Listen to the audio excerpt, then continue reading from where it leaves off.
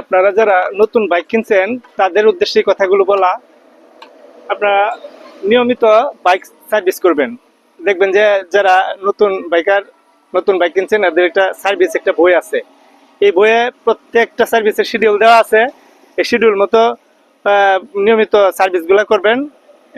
আর সবচেয়ে বড় কথা হইলো নিয়মিত সময় মতো মোবিল চেঞ্জ করবেন, ইঞ্জিন অয়েল চেঞ্জ করবেন। কারণ ইঞ্জিন অয়েল চেঞ্জ করা খুবই গুরুত্বপূর্ণ একটা বিষয়।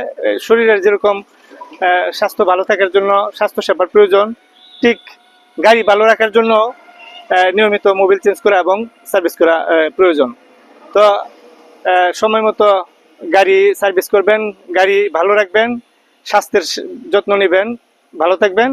আল্লাহ হাফেজ।